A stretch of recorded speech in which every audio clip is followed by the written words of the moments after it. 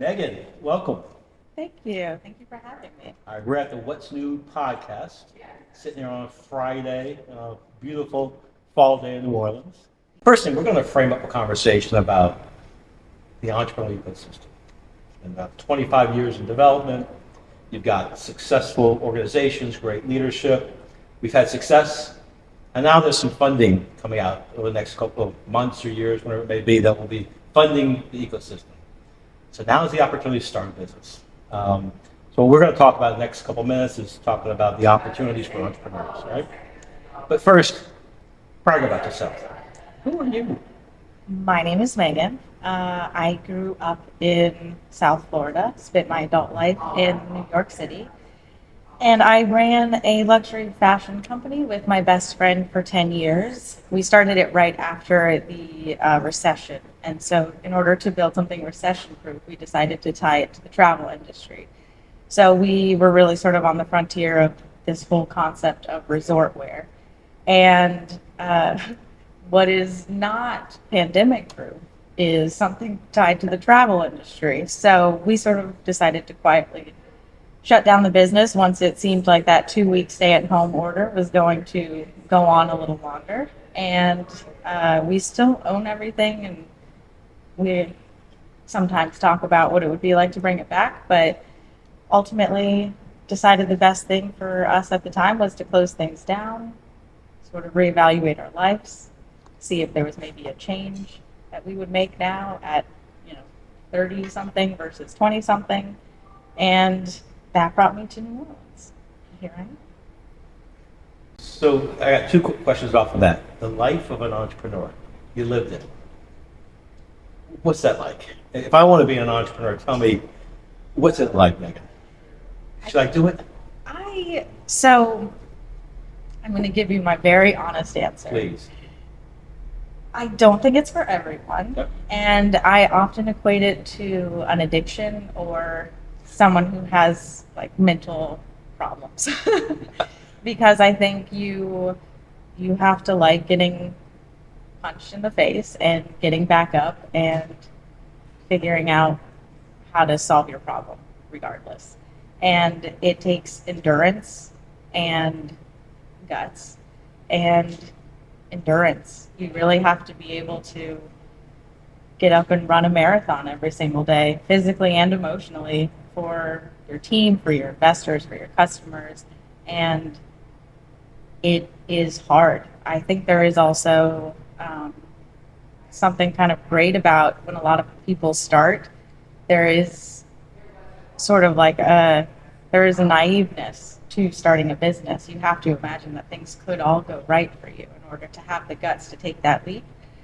And I think that's wonderful. And I think if people understood how hard it was at the end, it would be really difficult for a lot of people to get started. But the reality is that you are learning the skills and actively preparing yourself for those next steps. I think it's more just the appreciation that there's always a next step.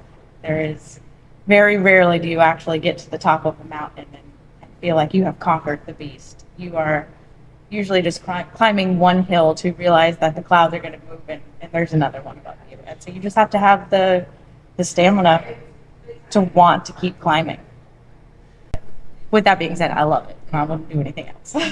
So on this walkabout journey, you were born in West Palm, New York, and ended up in New Orleans. You're now the program director of ID Village, Correct. which is meant to be that place for the entrepreneurs. So tell me, so what is this ID Village? What is this place? So the Idea Village is a nonprofit organization. It's one of many here that support entrepreneurs and really try to help grow the ecosystem for entrepreneurs to thrive in New Orleans. What we focus on specifically is venture backable companies. So we really think about scalability and the ability to take on investment and then building the pipeline for that. So we have a couple of different programs. Some are more about building that pipeline and getting out education and the value of language and being able to speak startup. And if you continue on that journey, we have more programs to continue to support you. But there are other organizations here that play important roles in different types of growth of companies. We just happen to focus on scalability, and venture back. So the core program is Villagex. Correct. So tell me about Villagex and what is the program, how does it work, and what type of companies you're looking for? So the types of companies that we're looking for are founders who ideally are experts in their field and could use some help rounding out the business side of their idea. We like to come in and, I say, sort of help shave off the rough patches in order to make them investable companies.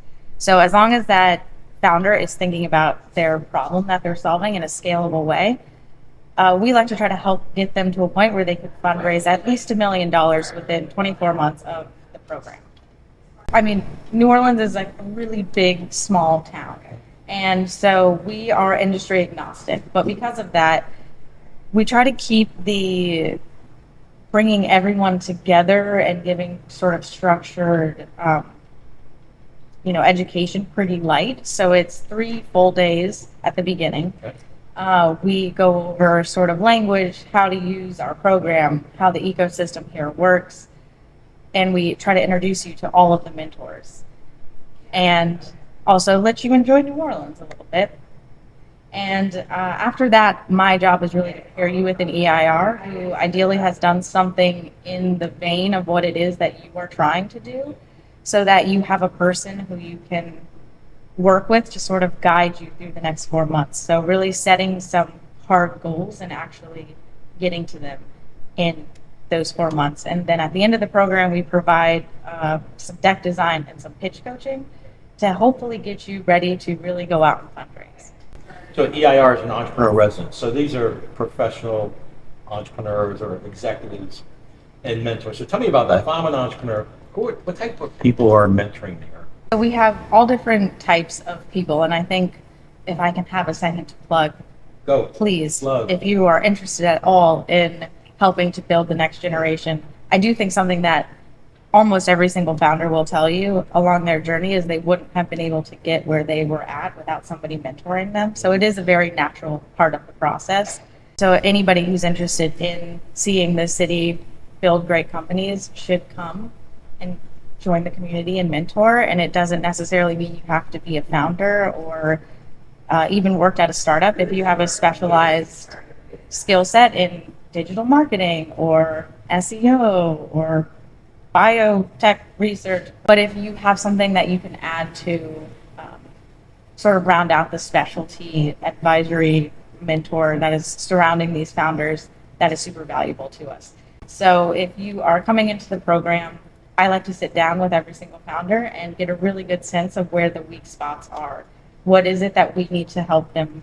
What edges do we need to help round out to get them to the next level? And then pairing them with either an EIR, we say is an executive in residence or an entrepreneur in residence, pairing them with the right person who can be that sounding board, who's essentially going to almost be a part of their team for the next 4 months. Oh.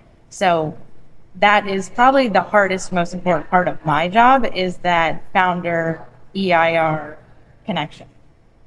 So I'm an entrepreneur. I want to apply. Give me the inside take. What are you looking for? So we actually pretty out front look for team who all is working on your project, whether or not you're able to work on it full time. Yep. Traction, if your product is in market or close to being to market, if you have any paid customers, the size of your market. So if you're going after something that is so small and niche, it can never really grow into a scalable business, or if you are actually working on something that has the potential to be a pretty large market. So we get a lot of founders who think that they know everything. And as a founder myself, I can tell you I'm pretty sure I know everything. So we're not always the most coachable. And there is a balance between somebody who has to actively be willing to hear that their idea is not the best idea, and also somebody who's able to filter a bunch of opinions and realize that some of them don't apply to them. So coachability is a big thing that we look at, and how you treat people really matters. One of the other accelerators that we work closely with, their whole policy is, do you smile when this founder texts you? And if that answer is no, do not send them my way. So, okay, that's great. That's good to know. But Essentially, it's the ability to be vulnerable and admit that there might be a better idea than yours, but also to have enough understanding of the problem that you're trying to solve to realize when someone's opinion is not the best. And just don't be an asshole. I mean, I wasn't sure if I was allowed to cuss, but it's just don't be an asshole. That's the policy we say. No assholes. Yeah. What's one story of an entrepreneur that you've worked with that has excited you? I have so many. This is genuinely hard. Yeah. Just from my very first class, I think the person in my role is obviously going to have a bit of an influence over the program. And my background being in product means I'm not necessarily afraid of products in the same way that some of my predecessors tended to lean a lot heavier on technology. Yep. I think technology enabled is important, but it's not the end all be all of whether or not a business is scalable.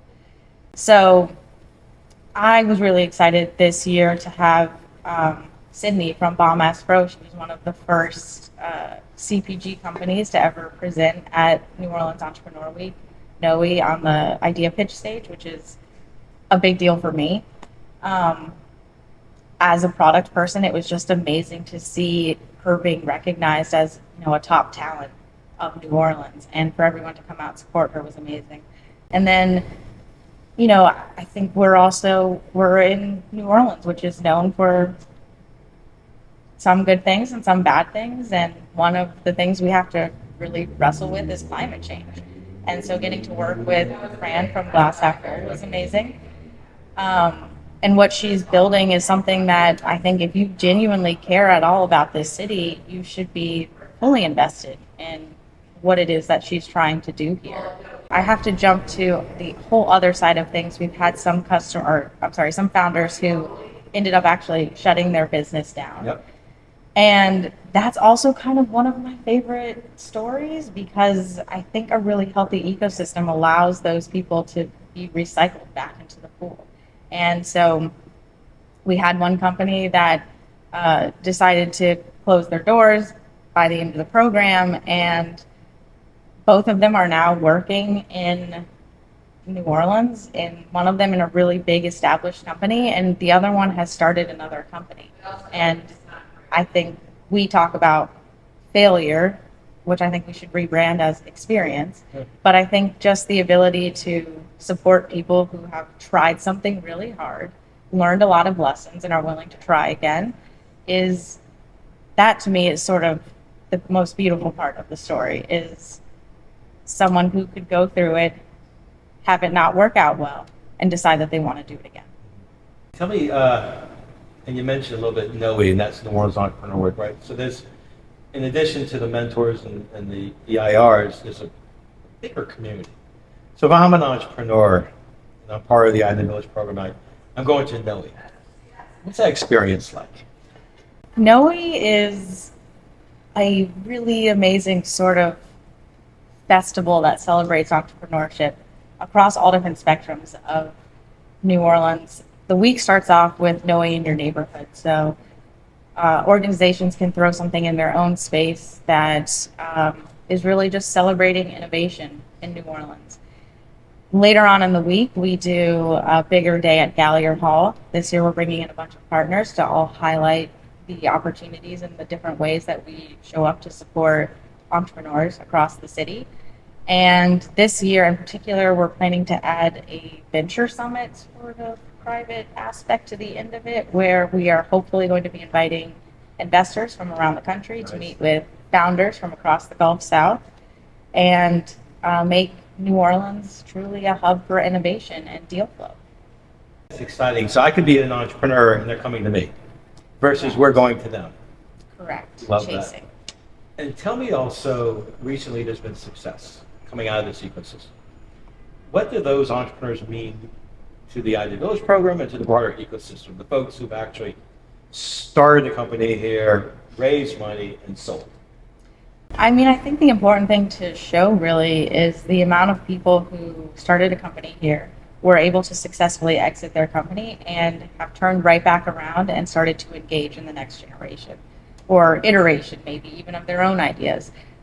We have a handful, some of pretty big exits that have come through, and all of them are continuing to mentor and engage with the Idea Village and that Right. next generation of founders. So that's something for me that's just, it's really wonderful to see that passed on knowledge. And it's also wonderful to see that there's people who are succeeding who, you know, we think it takes a long time, over 10 years, but the reality is, you know, you're still young 10 years later and you can come back and do it again or help the next person do it.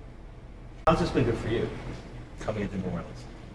It's been interesting, and it was definitely a bit of a culture shock when I first got here. I think my first thought was a lot of excitement around the idea that New Orleans is almost this Goldilocks city of, you know, the problems here are big enough that they're reflective of a lot of the major problems in cities across the country, but it's also small enough that you could actually influence change as an individual. Whereas in New York, you know, even if I had made $1 billion company and exited, I would have been one of the $1 billion companies. And just honestly, me as an individual, this experience has been really healing. When I closed my company down, you know, a lot of people equate their, you know, co-founders and their companies to, you know, a marriage, but I think it's a lot more like a child. And it is heartbreaking to have to see that go away. And it was something that I thought I was going to do until the day that I died. And then this thing happened that nobody could have foreseen, or probably some scientists that are super smart somewhere, but not me. Was never thinking a pandemic would happen. And this thing I had spent my entire adult life building kind of just gets ripped away from me. And all of my value as a human I had wrapped into this thing.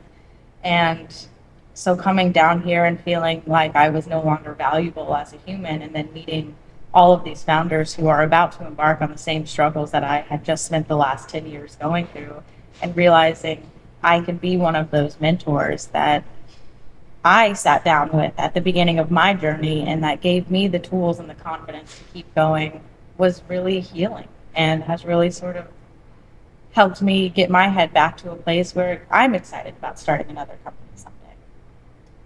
So my sense, as you're talking about Idea Village or even the Villagex, you know, you get these entrepreneurs. I mean, you've been there. I mean, there are spreadsheets and there's business plans and charts that go hockey stick up, which they all do, but the emotional journey.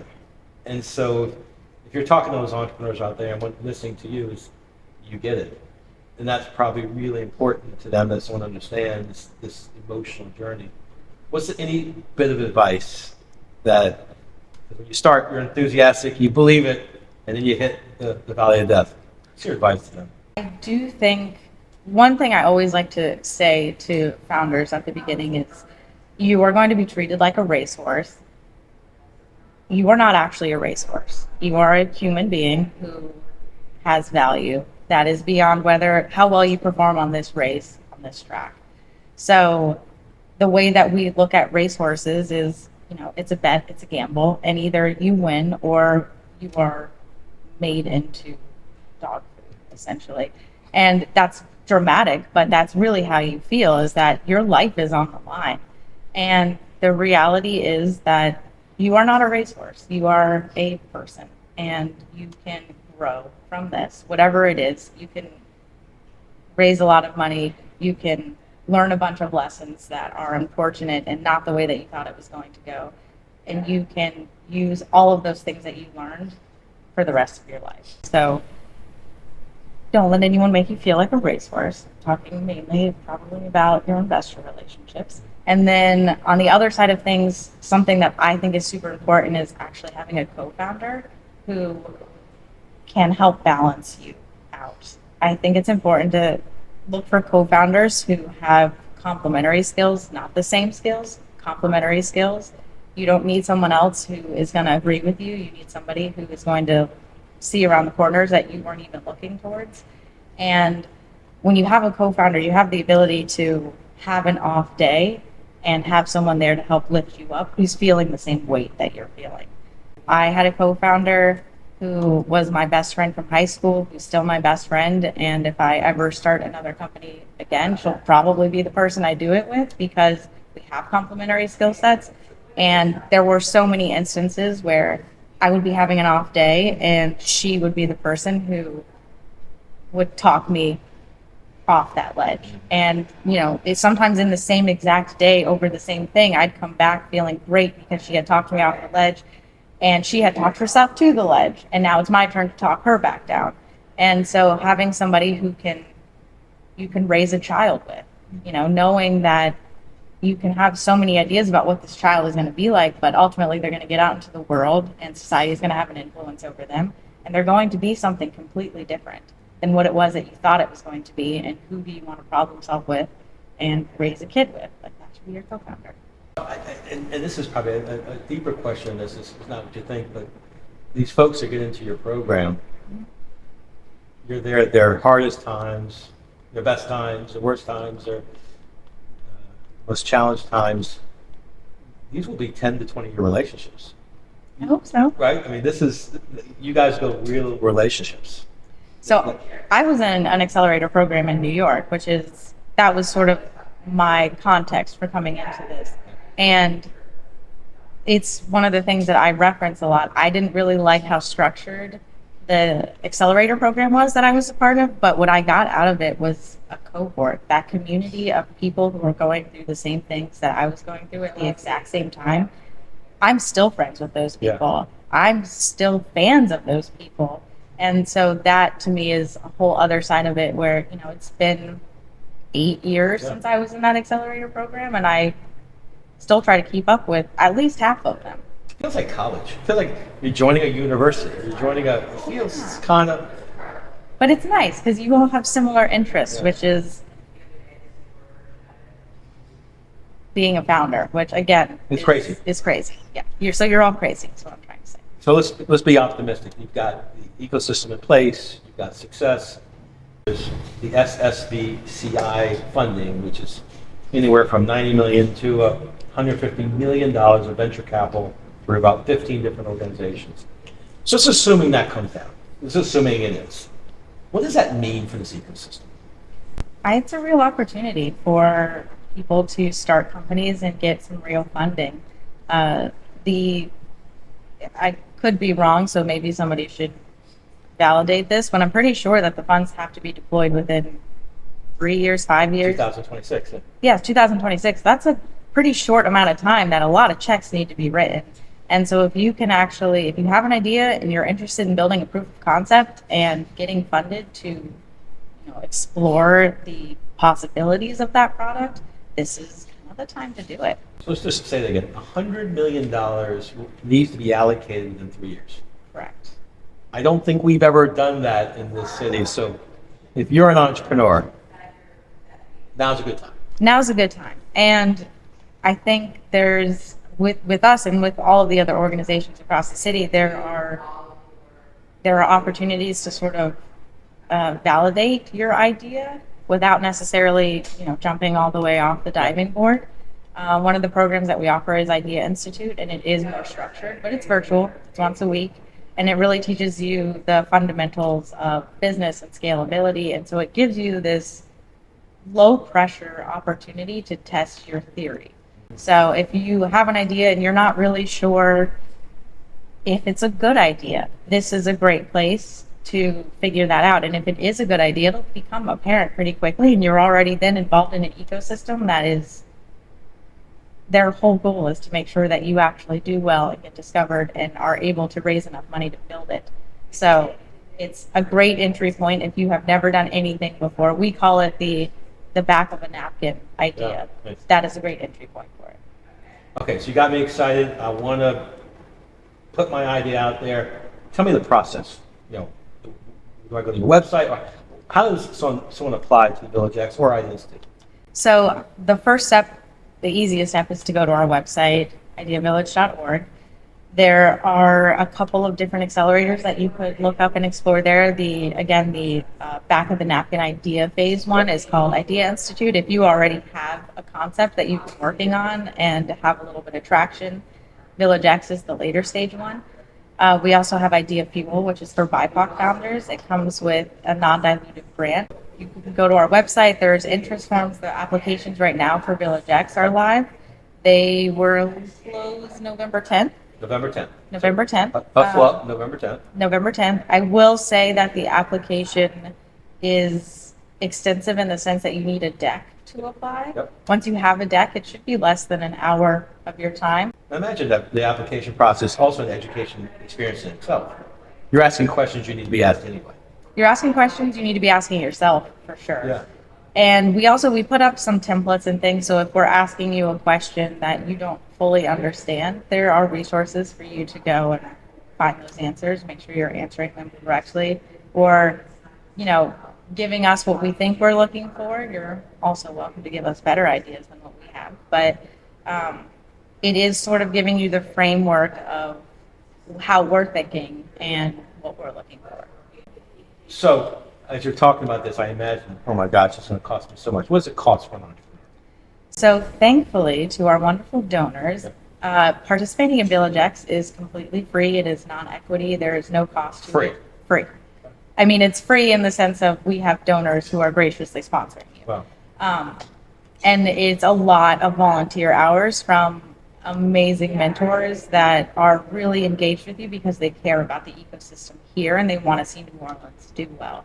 And that level of passion isn't really something that you can pay for, if you're being honest. So we recently actually had to do just some grant information. Yeah.